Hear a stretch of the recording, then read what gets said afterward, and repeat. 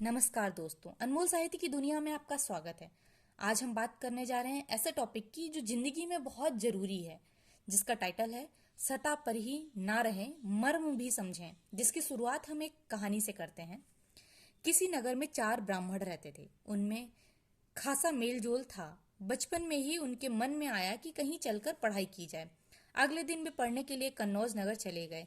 वहां जाकर वे किसी पाठशाला में पढ़ने लगे। 12 वर्ष तक मन लगाकर पढ़ने के बाद वे सभी अच्छे विद्वान हो गए। अब उन्होंने सोचा कि हमें जितना पढ़ना था पढ़ लिया, अब अपने गुरु की आज्ञा लेकर हमें वापस अपने नगर लौटना चाहिए। यह निर्णय करने के बाद वे गुरु के पास गए और आज्ञा मिल जाने के बाद अपनी किताबें पोथियां संभालने अपने नगर की ओर रवाना हुए। अभी वे कुछ ही दूर गए थे कि रास्ते में एक तिराहा पड़ा। उनकी समझ में यह नहीं आ रहा था कि आगे के रास्ते में कौन सा उनके अपने मार्ग को ले जाता है। अक्ल कुछ काम ना दे रही थी। वे इस निर्णय पर बैठ गए कि किस रास्ते में चलना ठीक होगा। अब उनमें से एक पोथी उलटकर यह देखने लगा कि इसके बारे में इस पोथी में क्या लिखा है। संयोग कुछ ऐसा था कि उसी समय पास के नगर में एक बनिया मर गया था। उसे जलाने के लिए बहुत से लोग नदी की ओर जा रहे थे। इसी समय उन चारों में से एक ने पोथी में अपने प्रश्न का जवाब भी पा लिया। कौन सा रास्ता ठीक है, कौन सा नहीं है, इसके विषय में उसने लिखा था, महाजनो एन गता सा पंथा। किसी ने इस बात पर ध्यान नहीं दिया कि यहाँ महाजन का अर्थ क्या है और किस मार्ग की बात की गई है। श्रेणी का कारवा बनाकर निकलने के कारण व्यापारी वर्ग के लिए महाजन शब्द का प्रयोग तो होता ही है, पर महान व्यक्तियों के लिए भी इस शब्द का प्रयोग होता है। यह उन्होंने सोचने की चिंता नहीं की। इस पंडित ने कहा, महाजन लोग जिस रास्ते पर जा रहे हैं उसी पर चलें। और वे चारों शमशान की ओर जाने वालों के साथ चल दिए। शमशान पहुंचकर उन्होंने वहां एक गधे को देखा। एकांत में रहकर पढ़ने के कारण उन्होंने इससे पहले कोई जानवर भी नहीं देखा था। एक ने पूछा, भाई यह कौन सा जीव है? अब दूसरे पंडित की पोथी देखने की बारी थी। पोथी में इसका भी समाधान था। उसमें लिखा था, उत्सवे व्यसने प्राप्ते दुर्विच्छे शस्त्र संकटते राजद्वारे शमशाने चाया तिष्ठति सा बांधवा। बात सही भी थी। बंधु तो वही है जो सुख में, दुख में, दुर्भिक्ष में, शत्रुओं का सामना करने में, न्यायालय में और शमशान में साथ दे। उसने यह श्लोक पढ़ा और कहा, यह हमारा बंधु है। अब इन चारों में से कोई तो उसे गले लगाने लगा, कोई उसके पांव पर खारने लगा। अभी वे यह सब बात कर ही रहे थे कि उनकी नजर एक ऊंट पर पड़ी। उनके अचरज का ठिकाना ना रहा। वे यह समझ नहीं पा रहे थे कि इतनी तेजी से चलने वाला यह जानवर है या क्या भला। इस बार पोथी तीसरे को उलटनी पड़ी और पोथी में लिखा था, धर्मस्य तत्वरिता गति। धर्म की गति तेज होती है। अब उन्हें यह तय करने में क्या रुकावट हो सकती थी कि धर्म इसी को कहते हैं। पर तभी चौथे को सूझ गया कि एक रटा हुआ वाक्य, इष्टम धर्मेण योजयन्ते, यानी प्रिय को धर्म से जोड़ना चाहिए। अब क्या था, उन चारों ने मिलकर उस गधे को ऊंट के गले से बांध दिया।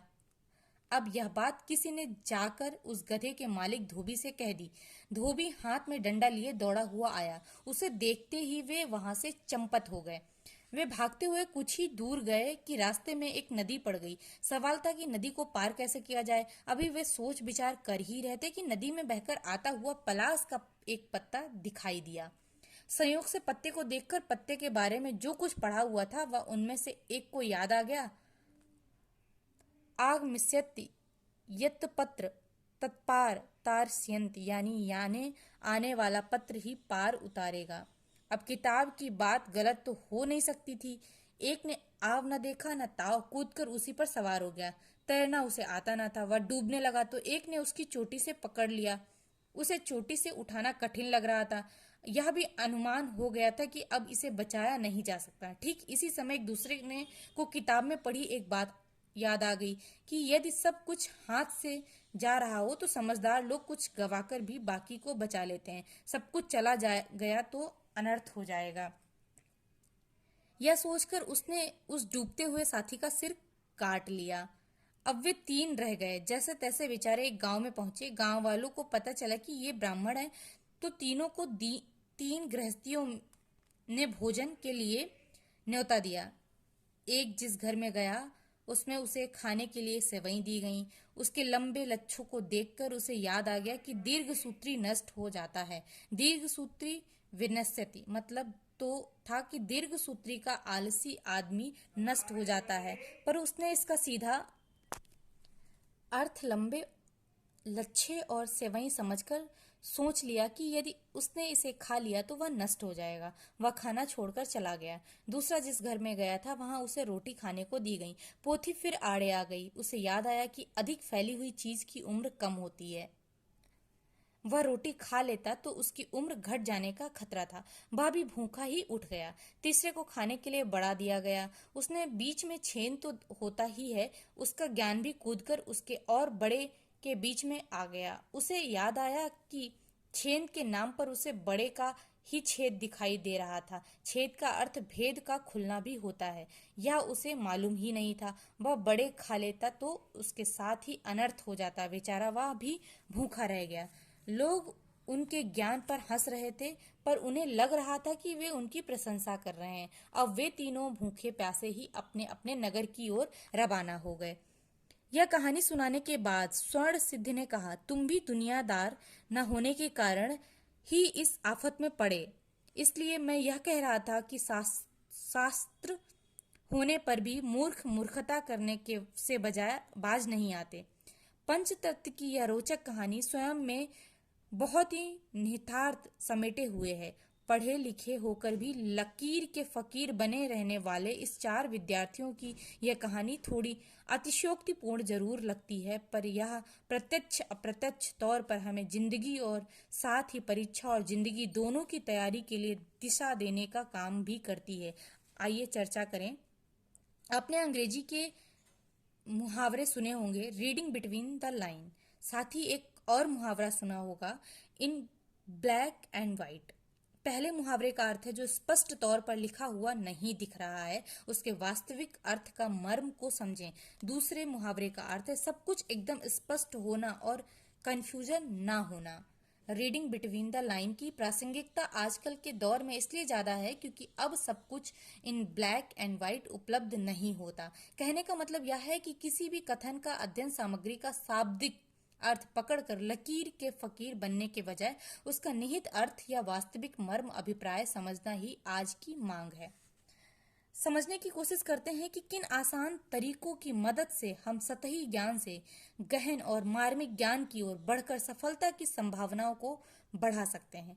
जब भी कोई नया विषय या टॉपिक पढ़ें तो सबसे पहले उसे तसल्ली से सरसरी तौर पर बिना किसी दबाव के पढ़ लें।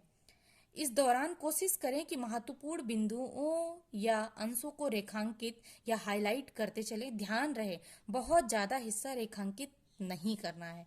जब आपका किसी नए परिभाषिक शब्द या नई अवधारणा कॉन्सेप्ट से परिचय हो जाए तो उसको अलग से नोट करके उसका अर्थ समझने की कोशिश करेंगे। इसके लिए किसी कोर्स या विकिपीडिया इंटरनेट का भी सहारा ले सकते हैं। यदि जरूरत महसूस हो तो किसी संदर्भ ग्रंथ रेफरेंस बुक की भी मदद ली जा सकती है। पढ़ना एक बात है और उसे समझना व उस पर मनन करना दूसरी बात है। लर्निंग की प्रक्रिया पढ़ने के साथ साथ रिवीजन, चिंतन, मनन और लिसनिंग डिस्कशन से होकर पूर्ण होती है। अतः सतही ज्ञान से आगे बढ़ने के लिए पढ़ाई के इन आवश्यक घटकों का भी भरपूर इस्तेमाल करें। उपनिषद में कहा गया है कि वाद विवाद संवाद से तत्वबोध होता है, लिहाजा चर्चा के लिए हमेशा सहज रहें। दूसरों के विचारों का सम्मान करना सीखें, हमेशा सीखने को तैयार रहें और चारों ओर से बेहतर विचारों को अपनी ओर आने दें। परीक्षा की तैयारी के दौरान सामान्य अध्ययन के विभिन्न खंडों को बिल्कुल अलग अलग मानकर ना देखें, इन्हें परस्पर कनेक्ट करके समझें। ये विभिन्न खंड आपस में जुड़े होते हैं और एक क्षेत्र में ही बदलाव का असर दूसरे क्षेत्र पर पड़ता है। अध्ययन सामग्री को व्यवस्थित करना भी जरूरी है। एक टॉपिक के लिए बहुत सारे स्रोतों को पढ़ने की जरूरत नहीं है। स्रोतों में आवश्यकता अनुसार विविधता रखें और जो भी टॉपिक जहां से भी पढ़ें उसे कहीं डायरी में नोट भी कर सकते हैं। सतही ज्ञान आपको बहुत आगे तक नहीं ले जा सकता है। आपके उत्तर पढ़कर आपके ज्ञान और समझ के स्तर का अंदाजा लगाया जा सकता है। अतः आपके उत्तरों का अधिक परिपक्व बनाने के लिए सतही ज्ञान से आगे बढ़ें और मर्म तक पहुंचने की कोशिश करें। तब तक के लिए धन्यवाद। मिलते हैं नेक्स्ट वीडियो में किसी नए टॉपिक के साथ।